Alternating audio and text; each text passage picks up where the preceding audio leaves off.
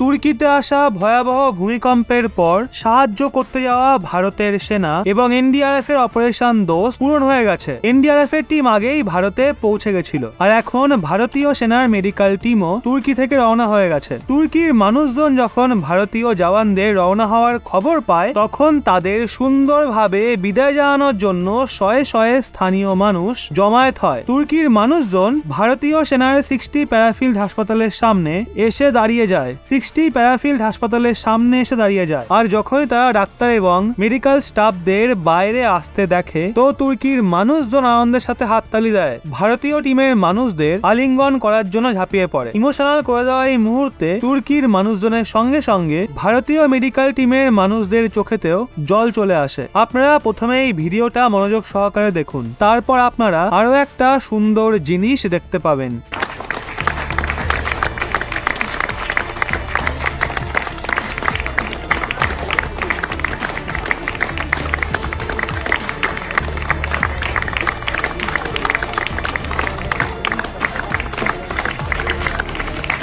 তুর্কির কিছু মানুষজনকে তো ভারতকে চলে যেতে দেখে মেডিকেল টিমের থেকে নিজের টি শার্টে বিদায় বার্তা লেখাতেও দেখা যায়। এই সময়ে ভারতের পতাকাও দেখতে পাওয়া যায়, যা ভারতীয় সহায়তা এবং অপারেশন দোস্তের সবচেয়ে বড় চিহ্ন হয়ে ওঠে। আপনারা জেনে রাখুন, ভূমিকম্পের পর সাহায্য করতে যাওয়া এনডিআরএফ এবং সেনার ফিল্ড হাসপাতালের টিম না শুধু তুর্কির হাজার হাজার মানুষের প্রাণ বাঁচায়, বরং হাজারো সংখ্যায় আহতদের চিকিৎসাও করে। বড় কথা হলো, সাহায্যের জন্য ভারতীয় টিম তুর্কির সরকারের ওপর নির্ভর করেছিল না, বরং সমস্ত ত্রাণ সামগ্রী ওই টিমেরা নিজেরা নিয়েই পৌঁছেছিল। মেডিকেল সাপ্লাইও ভারত থেকে অনবরত বিমানে করে তুর্কি পাঠানো হচ্ছিল। এক্ষেত্রে যখন ভারতের টিম তুর্কি থেকে দেশে ফিরে আসছিল, তো তখন সড়ক হোক বা এয়ারপোর্ট, সব জায়গায় তুর্কির মানুষজন হাততালি দিয়ে ভারতকে ধন্যবাদ জানায়। আপনারা দেখে রাখুন।